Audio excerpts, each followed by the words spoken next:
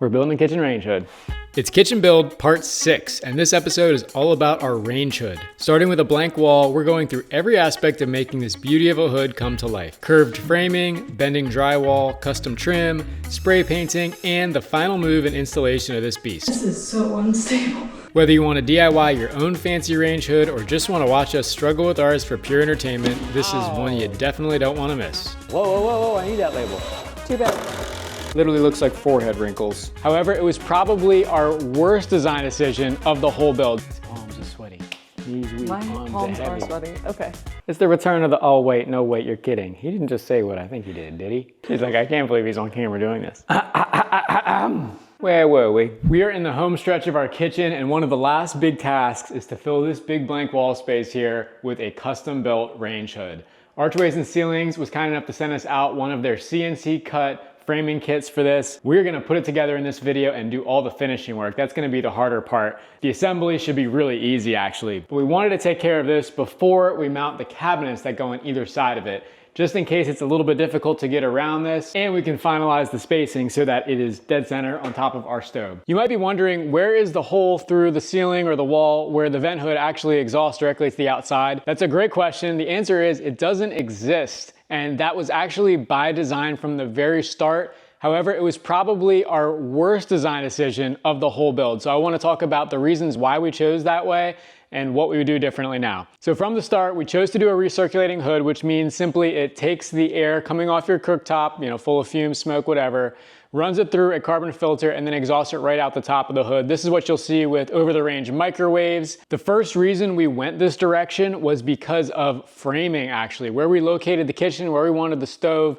there was a large 4-ply 2x10 beam right behind where this range had to be. And it was the intersection of the dormer and the main roof because the kitchen is in one of the dormers. So real range hoods are very high flow devices. We got a small one and it's 300 CFM in its max setting. That requires a 7-inch diameter duct, which is a pretty large pipe to be fitting in basically what's an interior wall. We're not right up against the outside of the house.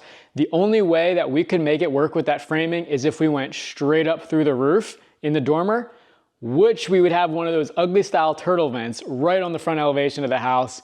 And we were just not willing to accept that from the start. It's just not what you want right on the front elevation where everyone's gonna see that coming right up. We might have been able to chop out a heck of a lot of wall framing and do some snake rectangular duct that went up into the attic through the top plates and then out the side of the gable wall. However, we definitely couldn't have got a 7-inch pipe through it. It would have had to be an oval wall stack and then transitioning to a circular pipe up in the attic. Or we could have maybe come through the armpit of the dormer, just a little triangular slice. But at most, we could have gotten probably a 4-inch duct through that. So the framing was definitely a difficulty. Second was the makeup air requirement. So again, these range hoods pull a heck of a lot of air out of the house. They go all the way up to like 600-700 CFM for some big ones. And the difference between that and something like your main air handler for your HVAC fan, which also has a high airflow, is that the range hood is exhausting directly. It's not just recirculating air throughout the house like your HVAC fan is, it's actually vacuuming the house and sucking it outside at a very high flow rate. So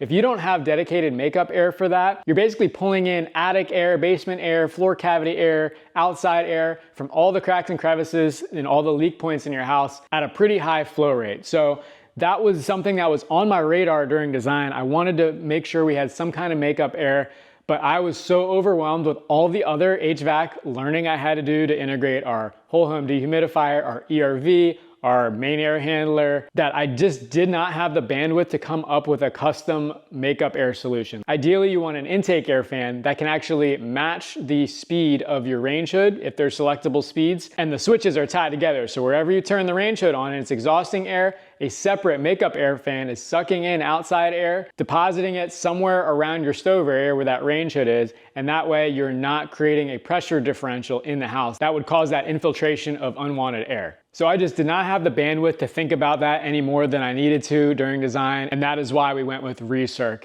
And this was reinforced with me growing up in an old 100-year-old leaky farmhouse with an over-the-range microwave, so a recirculating vent hood. And honestly, growing up, I felt it was fine. Like I had no issues with it. But again, old 100-year-old leaky farmhouse, windows were always open, not holding in cooking fumes anyway. And I never measured the air quality then either. We did not have, you know, sensors for that back then that were easily accessible. So fast forward, you know, 15, 20 years when we do have that, I know that some of the worst air quality in a house is produced from cooking. Now, believe it or not, this is future Alex talking. We've actually been using the range hood for about 6 months now. We've cooked with it, we've burned stuff on the stove, and we've had our air quality monitor on the whole time so we can see real time what the air quality is like. We've learned that whenever we're cooking something that's gonna smoke, like burgers, steaks, stir fry, anything more than just like pasta or boiling water, that smoke is particulate matter that impacts air quality. So we always pop our nearest window open, which is great that we have such big windows by the stove. And when we're done cooking, we'll hit the turbo mode on our ERV,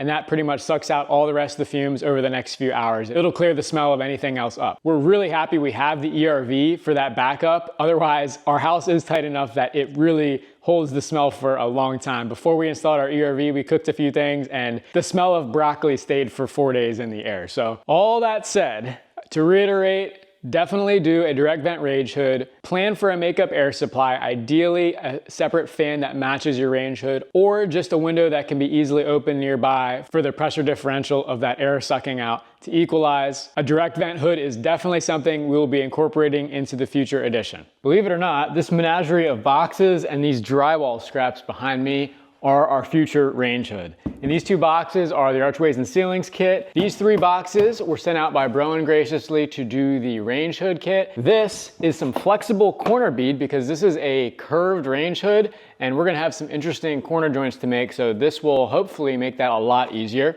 And then of course, the drywall scraps were left over from drywall. Hopefully these are big enough that I don't have to do any joints like midway because that would not be cool. Worst case scenario, I'm gonna have to buy another sheet of drywall, but it is what it is. We're building a kitchen range hood. She's like, I can't believe he's on camera doing this. Where were we? We are all unpacked now, and this is like a life-size jigsaw puzzle. This is gonna be awesome. I watched the video on how to assemble it. Very easy. It comes with great instructions as well and great drawing. So this is gonna be a very easy rough assembly. The only caveat to this is we are not assembling this thing right on the wall like it's meant to be.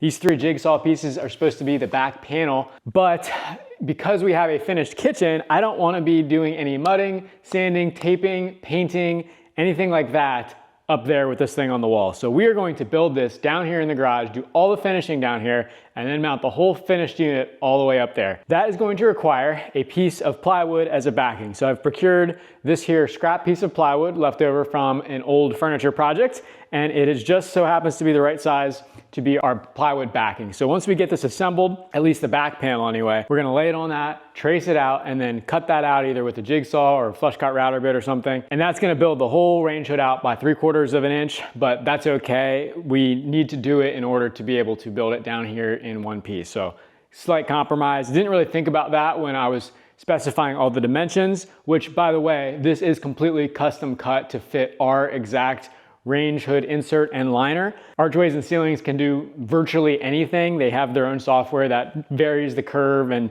you can make them as wide or as deep as you really need to, and as tall. We just have a 30-inch stove, so this is just a little bit over 30 inches. I think the framing kit is 31 5/8 wide. And our slope ceiling at the top of our kitchen makes it so we can't actually go all the way up the ceiling. We decided just to cut it flat at the top, and we're gonna run crown molding around it. Since it's a recirculation hood, this is also how we'll vent out the top without an ugly register visible from below. Plus, we feel this matches the style of the cabinets better than just running it up to the ceiling with no trim.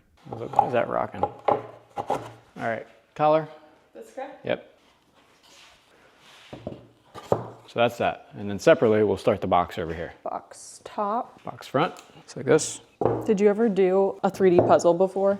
I mean, other than Legos. Nope, only Legos. I did one of the Capitol building before. It was pretty cool. I loved puzzles growing up. This is on the top. This goes like this. Oh. It's like this though, reversed. Aha. 3D puzzle experience. Got to tap back into it. That would be so fun to like create your own 3D puzzles. You need that It experience. does not seem to be fitting on my side. Oh, it's because I'm... Ha. CNC doesn't lie. Maybe. you flip this guy around. So the label's outwards. That's how mine is. Oh, is that how it's supposed to be? Could be. This is almost like Survivor. Look at that. Survivor has Would you look at that? A little bit loose. But you're screwing it all together. Oh, we're screwing it all right. Fastener of choice for the boxes. These GRK 3-inch deck screws, we have like probably 25 of them left over from the deck. I like these ones because they have little nubs under the heads of the screws so they countersink really well. And they're just a little bit smaller than like the commodity basic deck screws you'll get from Home Depot. These guys are number 9s, whereas the deck mates are number 10s, which is the next size up. So the shank is thicker, so they don't drill quite as easy. These GRKs sink right in. Once you get started, I was gonna say. there we go. Use a nice clean countersink.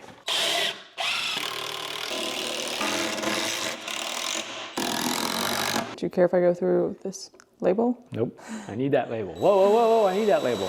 Too bad. What's his name? Is it Sean Kingston? Akon. Akon. Basically the same person. Nobody wanna see us together, but it don't matter, no. I was actually just thinking about Akon the other day. He hasn't put any songs out in a long time. He made his money and got out. I remember thinking about him like singing his stuff in like 5th grade, 2005. He said, I'm making my money and getting out. It's because I said the words don't matter or something and that song started in my head. Were you the one Don't singing that? matter, Now it's in no. my head. Because I told you something doesn't matter. Don't matter. Don't matter. Classic. Cause I got you, man. Nobody wanna see us together. There's They like, said that we there's not forever. there's a set amount of phrases where you associate it with a song, and then it's like, what's the one, the Eminem song you always reference? Eminem. Y'all act like you never seen a white person before. Jaws all on the floor like Pam and Tommy just burst in the door. He started whooping her ass worse than before. They first were divorced, thrown over furniture. Ah! It's the return of the, oh wait, no wait, you're kidding. He didn't just say what I think he did he? And Dr. Dre said, nothing, you idiots. Dr. Dre's dead. He's locked in my basement. No, what's the one that whenever like you were doing the drain? One shot, one opportunity That's your to big seize one. everything you ever wanted. You always say that. One moment. Would you capture it? All right. Just let it slip. His palms are sweaty. Knees weak, My arms palms are are heavy. sweaty. Okay. There's vomit on his sweater already. Next, sides. Sides. When in doubt, read the instructions. Okay, they don't appear to be a super tight fit, so I think we can make that work. So do we want to, before we assemble it, why don't we we probably, yeah, just put it in and trace it? we just got to get the back in, yeah.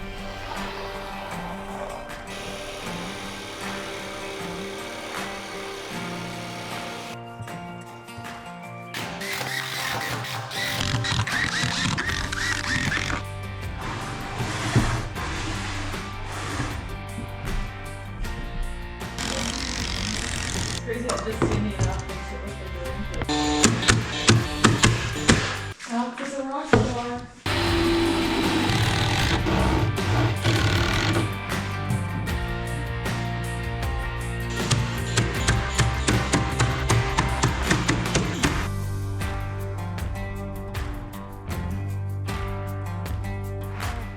It didn't want to sit perfectly up at the very top. There's a little gap here.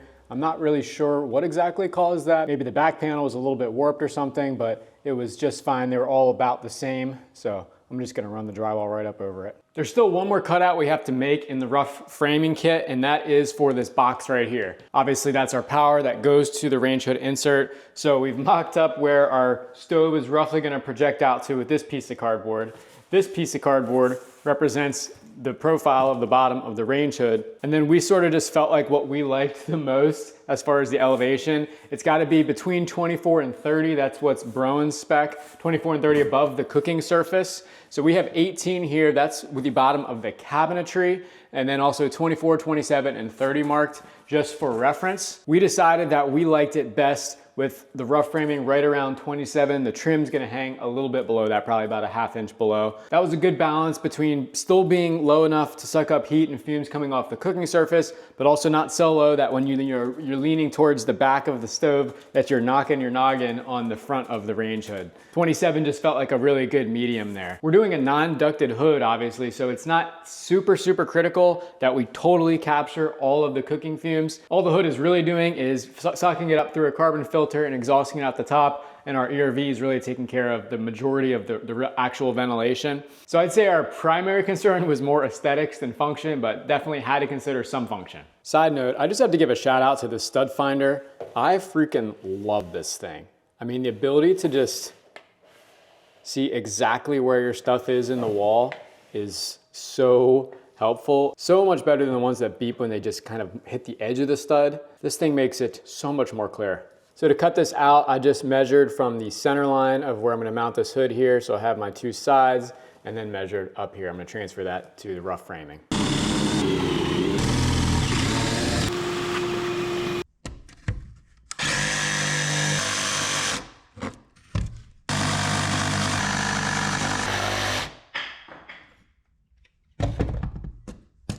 Now we start the hard part, which is all of the finishing details. Elena and I mocked up some trim on this to get a visualization of what we're thinking for this final profile here. And we landed on 3/4 inch tall by 1/2 inch thick strips, top and bottom, with a little eased edge on the corners just to make it a little bit softer. I'm thinking I'm gonna run a piece of 1/4 inch MDF that is left over from our cabinetry. It's already super smooth and nice. It's gonna make a wonderful painted surface finish. And I'm just gonna do the drywall here where I have to do curves. The tricky part is going to be where this drywall ends.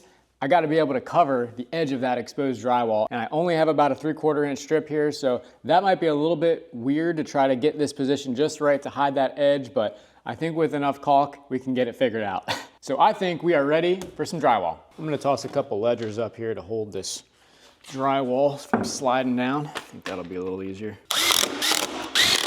I've done a little bit of pre-education on YouTube with curving drywall. I've never done this before. It looks like the vast majority of cases, people are using 1/4 inch drywall. It bends a lot more easily, and that is gonna be my fallback plan. But before I go to Home Depot, spend 20 bucks on a new sheet, I'm going to try to use my 1/2 inch leftovers from drywall. When I set this up here, there's really not that much that it's got a curve. It's a pretty wide radius. It's a little bit tighter on the front, but I'm thinking maybe if I wet the back of this drywall down, it's gonna make it loose enough to be able to sit into this curve a little bit more. My initial thought was scoring the back so it would break along a whole series of breaks here, but my worry there is then you're going to see those ridges and I'm gonna have to end up skim coating the entire thing, and I really don't wanna do that. I really would only like to deal with mudding on the corners. So I'm gonna try the water method first and see how that works.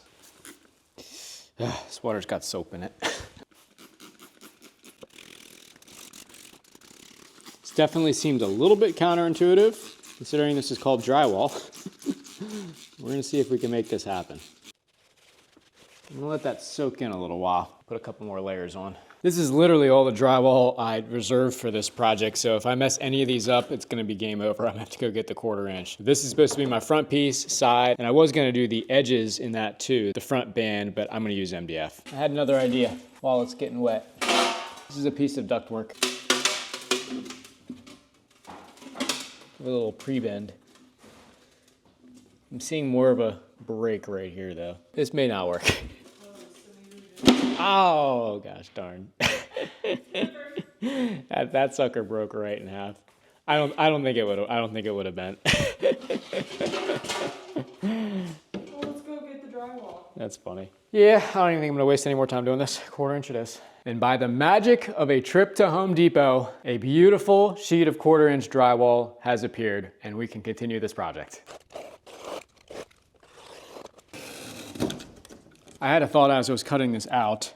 I might want to do 2 layers of 1/4 inch drywall, and we only bought 1 sheet. So depending on how this goes, there may be another Home Depot trip in our future. But if we're lucky, we can do just 1. I'm reluctant to push on this. I do have the reverse of this curve with our scrap cutoffs, but do I try to push by hand? I feel like it's just gonna snap right in the middle. Maybe that's just me. I kind of want to pre-bend it. I think I'll wet this down too, actually. I just really don't want to break this thing. A little bit of moisture later. Hopefully that helps it become a little bit floppier. Like maybe I should let it sit like this for a while. Oh no, it's going. Just gotta go slow. I think this will help. I'm just about ready to screw it, I think.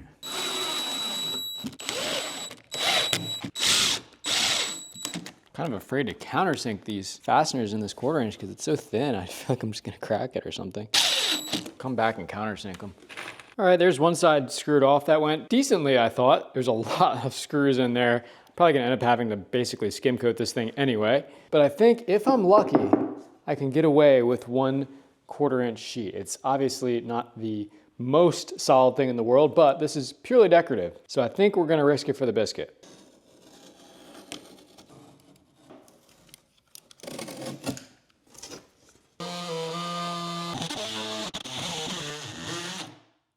Came out pretty nice, actually. Time to repeat that exact process on the other side. All right, we started filling in some screw holes while we're waiting for the big guy here to start getting softened up with water.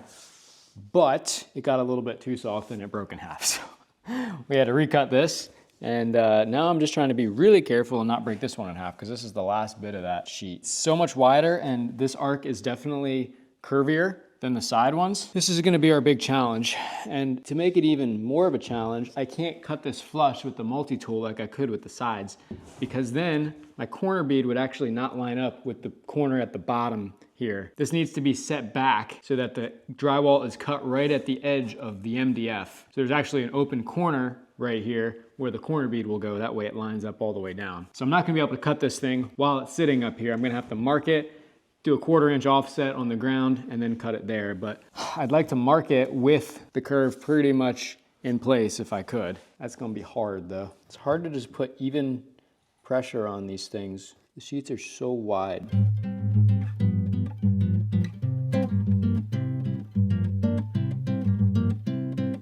Well, we got it bent in, but even trying as hard as we possibly could not to, it still got some creases in the middle of it. So I think we're gonna probably need to skim coat this in order to get these things to go away. It literally looks like forehead wrinkles in the front of the range hood. It's the curvature, it's just a little bit steeper than the sides, and without scoring or anything on the back, this 1/4 inch drywall just doesn't want to do it. But regardless, we'll make it work. I'm gonna go ahead and trace along the back edges here, then take it off, do a 1/4 inch offset inwards, and cut along that line. That's the benefit of using plywood for something like this, is you're not gonna be worried about it breaking or creasing. It can bend really as far as you need it to. It's not brittle like gypsum is, but then you can't finish the corners as easily as you can with gypsum, with corner bead and mud. You have to do either a trim or get really good with epoxy or wood filler or something to get a nice crisp edge up and down that corner. And it's gonna be really hard to keep it straight as well. So that was the reason I wanted to do gypsum for the curved part here, so that we could finish the corners more easily with just some mud and some flexible corner bead. But of course, wrinkles come along with that. I made a line a 1/4 inch in from my scribe here. I'm gonna keep it right up here actually. It's the nice little stand for it. Do this up at eye level.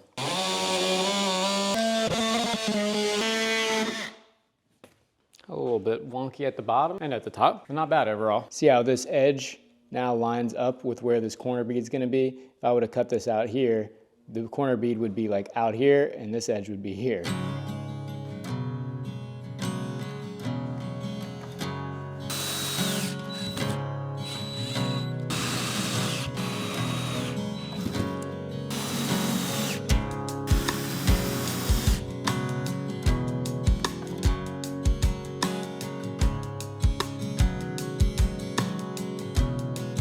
We are ready for corner bead. It's getting a little bit late. It's like 11 something at night, but I want to get this corner bead on so that it can dry overnight. That way tomorrow we can hit this with a second coat. The instructions on this straight flex bead do say you're supposed to use all-purpose joint compound, but I only have mid-weight because that's all we had left over from drywall. We used up all our all-purpose. So hopefully this should work.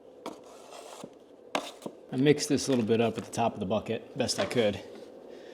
But I'm gonna keep it a little bit heavy so that it performs a little bit like all-purpose. I think it'll work. See how well I can remember some of Dave's techniques, putting mud on the wall. He did more of like this. Drywall finishing is something I just will never claim to be good at, because it really just takes so many years of practice to get it right.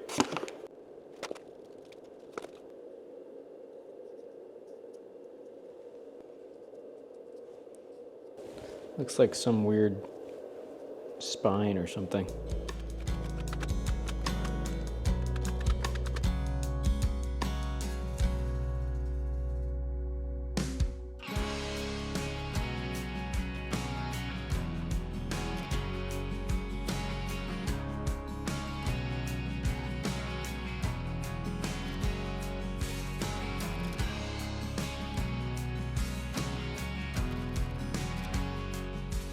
Coat number 1 in the books, and now we wait. And 12 hours later, we are fully dry, ready for the second coat. For this one, I think I'm gonna use the 8-inch knife, go a little bit wider, and then on my third coat, the 12-inch knife. This is gonna take me a little while because I am not good at this, but we will get this done with enough mud and enough sandpaper. Back to the finishing montage.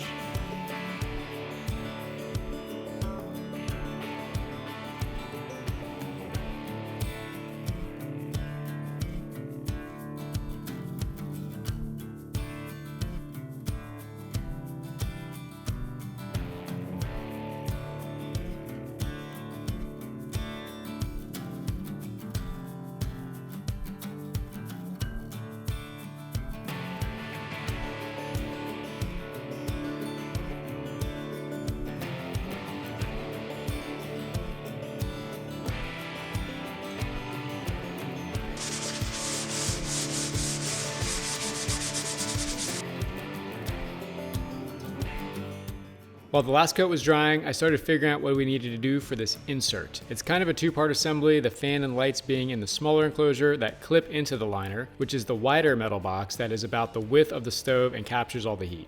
This is a recirculation hood, as I explained earlier, so it exhausts out the top back into the room via this 4x10 by 7-inch straight register boot. I had to mock it up to see where I needed to position the boot so that it lined up with the fan below, and then I put in some extra blocking accordingly. With everything dry assembled, I could be sure it would go in smoothly once the frame was mounted on the wall, or so I thought.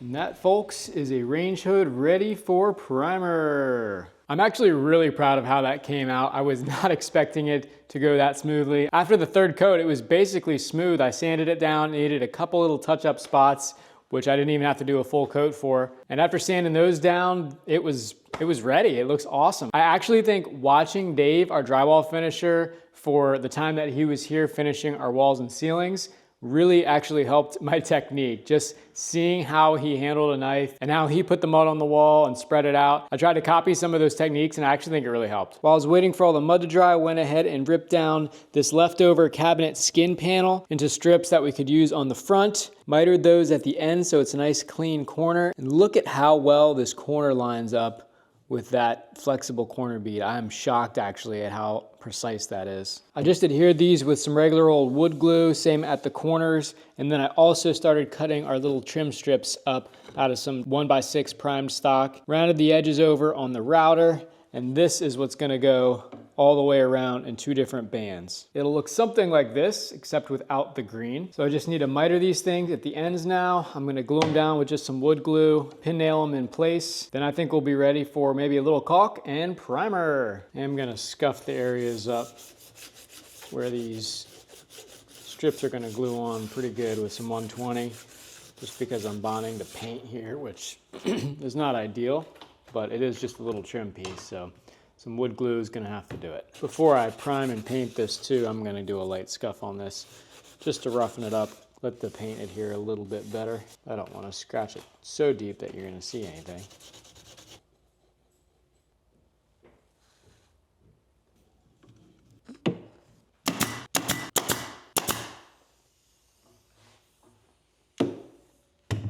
Had to get slightly creative with my clamping techniques to clamp all the way over there, but we are getting it done. But the next set should be a lot easier. When I'm setting this bottom trim, I'm gonna let this sit down a little bit because I'm gonna use some 1/4-inch plywood, just like this, to cover the bottom of this exposed plywood. So in order for this edge not to be shown, I'm keeping the trim down. That will butt right into there. I'm gonna leave a little 1/16-inch shadow line under here. And then if I really need to, I could run a little bead of caulk under there, but I think once I just paint that, it will paint right over. But I'm doing that all the way around on the sides and here. Should leave a nice clean finish when it's done. A little bit too much glue.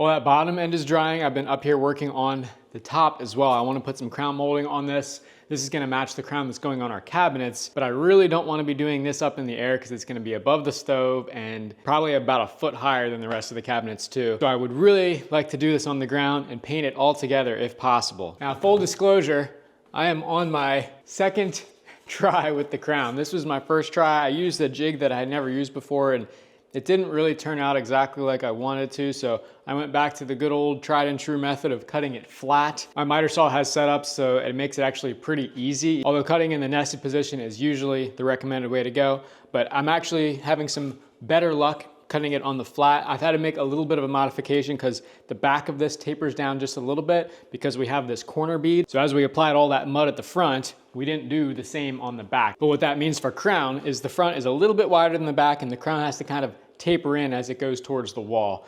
But it's okay, I've been doing some trial and error cutting, and I think we're getting there. The one secret I want to share with this is something that I learned from Spencer Lewis Insider Carpentry: 2P10 activator and adhesive. This is basically super glue, cyanoacrylate glue, and a spray activator. And this really helps hold everything together temporarily while you're getting things mocked up. And honestly, it's really strong. It's a good final bond as well. Wood glue is stronger in the end because it seeps into the pores and everything, but for quick assembly, the super glue is really handy.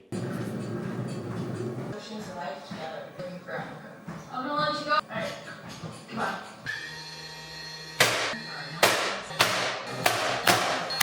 The last step before paint is caulk. Filling all these little gaps here, gaps in the crown where miters weren't perfect, things like that. Good old big stretch is the weapon of choice here. Slow and steady. The old soapy water to the pinky trick. Works every time.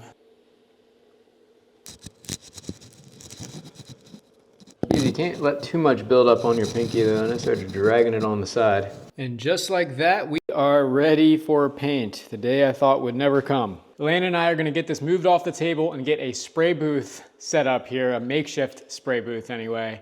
Clean all this up, get all the dust out of this area so it doesn't land in our paint job, and then hopefully not screw this whole range hood up with a bad paint job. Oh gosh.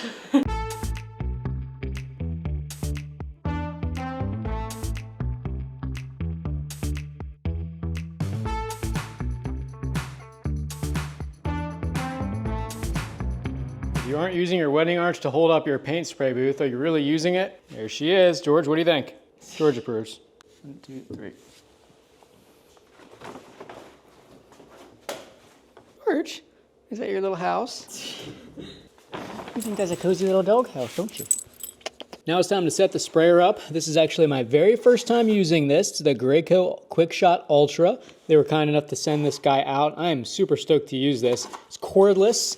Runs off DeWalt batteries, which is perfect for me because I use nothing but DeWalt batteries. This unit actually clips on your belt, so this goes around with you everywhere. And then there's about a 2 or 3 foot hose where the spray gun is connected. This is an electronically actuated trigger, so that'll be kind of interesting to see how that works. It's got a 32-ounce spray cup on it, and theoretically, this should make my job a whole lot easier. It should be really easy to clean out. There's not very much volume stored in the paint sprayer itself, which was the biggest pain about the Magnum X5 I used to spray those doors a couple years ago. That door project is the first and only spray project I've ever done. So I'd be lying if I said I wasn't a little nervous for this spray paint job because I do not want to mess up all this hard work. I'm gonna go really light on that primer coat just to make sure we don't overdo things or cause runs or anything, and try to follow the instruction manual, which I just read for the sprayer to the T. For primer, I'm just using some of this leftover Kills 2 from the walls. This is really thick stuff though, so it says you can thin it a little bit at 8 ounces per gallon to spray, so I'm gonna do exactly that. This cup holds 32 ounces, so I'm gonna put in 2 ounces of water.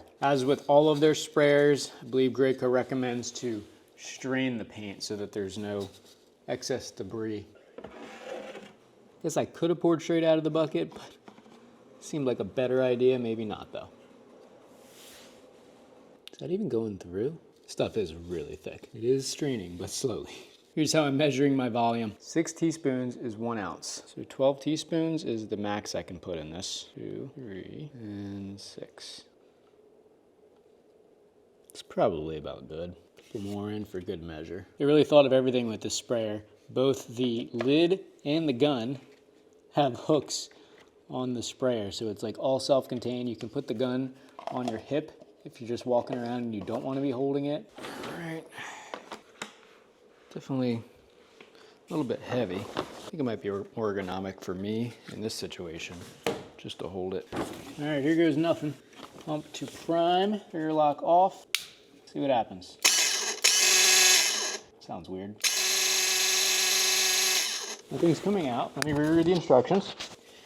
Yep, you need to turn this to the unclogged position. That was my problem. 10 seconds to purge air. There we go. Now we're going for the spray. Come on, girl.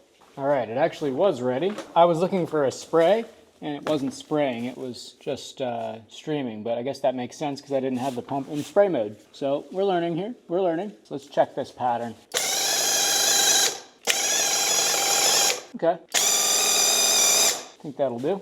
Definitely should have done this beforehand, but totally forgot. Prepped with just about everything else, except wiping off the remaining dust. All right, I'm gonna start on this crown. 10 to 12 inches away. Trying to keep this steady. Actually, I'm gonna start on the bottom. As Drake says, started from the bottom.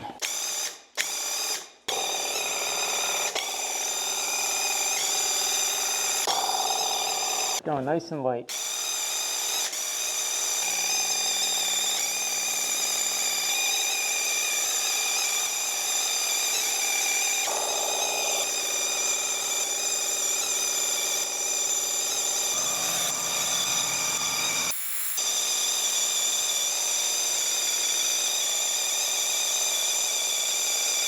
Nice and light. I think that'll do it. Well, that was quick. That took like literally 3 minutes. That is the beauty of airless spraying for sure. Better finish, way quicker when it comes to things like cabinets and doors. However, the prep, as you can see around me, is the real pain in the butt when it comes to spraying. So in this case, it's gonna definitely pay off. This is looking really good already. It's crazy how little time it takes to spray and how much more time it takes to just clean the sprayer. It's a little bit cumbersome, I think, to tote this around. I wanna get used to it on the belt, but for my first time, it worked. It's just the balance of the cup. I think I might put the cup to the back side. You just can't forget about it because it does have a air gap in the top, so it doesn't airlock and lose prime. You just gotta keep that in mind if you're bending around, moving all over the place, that you're not spilling the paint cup behind you. So that is probably the downside of bringing the pump with you, but I just love how small this thing is. It's so compact, and the X5 that we borrowed from a friend for those doors was like, it came with its own milk crate full of stuff. So this came with its own little bag, and you know, that's the whole sprayer setup right there, which is really convenient. Once I do this a few times, I'll be a lot better at it and I won't have to read the instructions every time. Didn't even use half of this. Thinning this down with water definitely helped things out, I think. Skills 2 is pretty thick stuff otherwise. This was not planned, but our spray booth is directly in the path of our big mini split over here, which is blowing nice 80-degree air right into the booth, and it's gonna be amazing for accelerating our drying a little bit. I only see one little defect right there. I'm not sure exactly if that was a bubble or a piece of dirt that might have fallen in there or what, but I'll have to try to sand that out before we put the next coats on. While that primer's drying, I figured I'd come up here and do some electrical work to get ready for this install. I made this little 2-foot long whip out of some MC cable, couple connectors, and then a metal blank plate with a 1/2 inch knockout in it. This is just going to extend my junction box wiring to the range hood within the range hood itself. So that's why I wanted to use MC cable and not Romex or anything like that. Just have a little bit more resistance to heat in here. This circuit's off, so I'm just gonna wire nut these 3 wires together, and then we'll have our power extended ready to go in our range hood insert. Super easy. We have a whip. We are ready for round 2 on paint. We went with the big guns, the Sherwin Emerald Urethane Trim Enamel. Very expensive paint. I was told I was getting a very good price at $63 a gallon. So needless to say, I won't be wasting much of this paint, that is for darn sure. They told me the MSRP, which of course no one ever actually pays, on 1 gallon of this trim enamel paint was $123, which is absolutely insane to me. This is not gold, it's just paint, but apparently it will lay pretty flat and will look cabinet quality when it's done. I don't know if there's really any matching lacquer, which is an oil-based cabinet finish. That's what our cabinets are actually all finished in at the factory. Those oil-based coatings kind of melt into each other and creates a very hard durable exterior surface, whereas water-based has a little bit tougher time doing that. So I'm curious to see how this stuff holds up. This is my first time ever using this emerald paint. We'll see if it lives up to the name.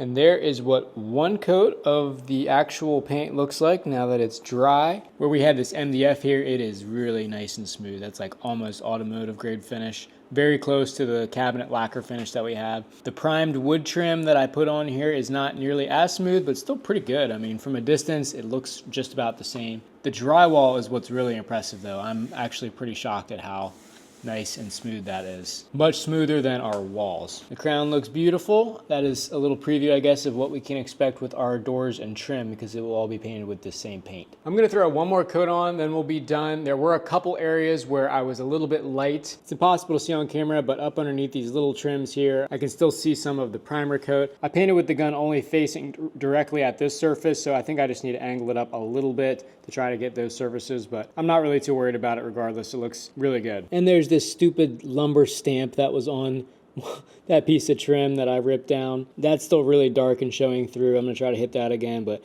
other than that, we should be good. Results are in. It cured overnight. And would you look at that beauty? You can actually see a little bit of that satin finish off the drywall. That's awesome. It really looks way better than I was even imagining. Unfortunately, the stamp on the right side, I sprayed that I think 3 times and that's not going anywhere. So that's gonna be a secret between just you and me. Otherwise, this looks awesome. All that finishing was definitely the hardest part of the project. Now, the next challenge is to move this upstairs, get it in place and screwed on the wall without damaging that beautiful finish. This is my plan for that. I've cut up some scrap 2x8 and some plywood spacers that I'm going to screw right in here. We have this little ledge here, which is why I need the spacer. And I'm gonna make a big U-shaped frame off the bottom of this thing. That's gonna give us a place to put our cabinet jack below here, our custom-made cabinet lifter 5000 is what I call it, and give us some extra height because that's designed for cabinets, not this tall range hood.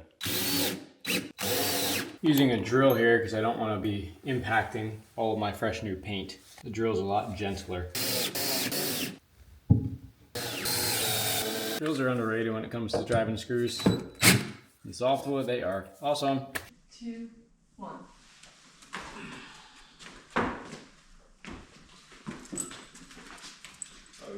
Keep an eye on those edges.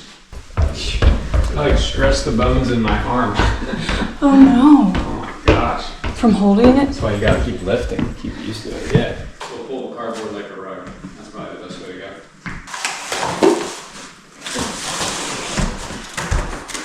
I don't want to pull my cardboard out. I think at this point you're going to have to lift it until we get to the floor. Honestly, we could put the furniture underneath.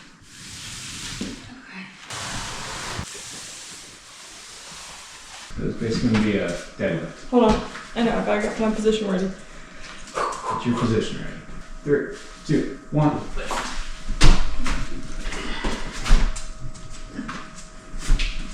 I can't. Clear. Yep. Go ahead and feed that wire through. Now how the hell are we gonna get all the way up there? This is the hard part. Holy shit. I think I'm gonna want to put one of my butt cheeks up there. Like this? Yeah, pretty much. The stand goes on top of the cabinet door. Oh my god, this thing is so freaking heavy. But I almost gotta like stand on the counter. Cause then it's like just another deadlift. Do you wanna do that? Sure. Okay, hold on. I'll stand up. You have to get up there and then I'll get up there. Okay. My hand. Oh my god. Holy. My hands are so freaking sweaty. Alright. Are you ready to do this? I don't know. Okay, let's just give it a little lift and see how it goes. Ready? 1, 2, 3.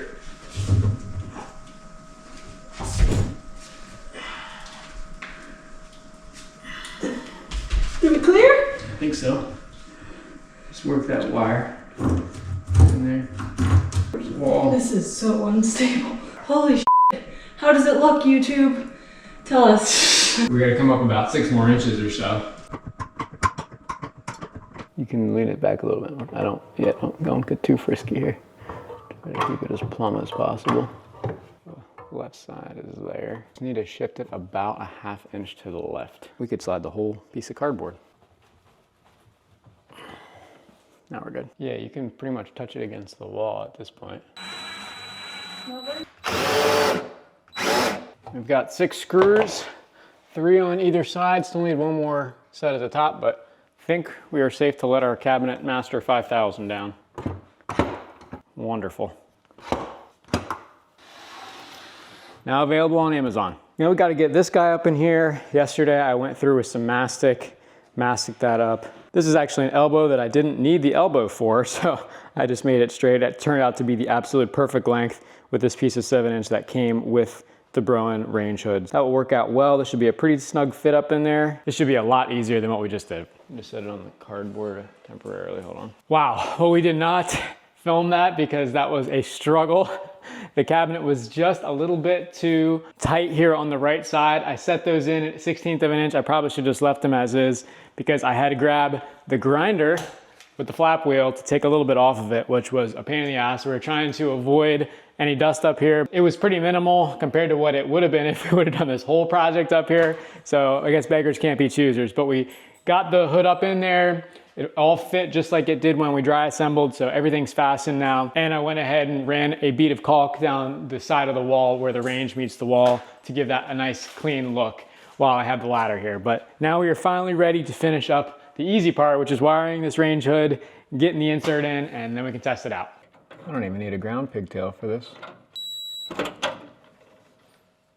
I got white, and 2 blacks. I usually would use a Wago for this, but I had a wire it right next to me, so got 1.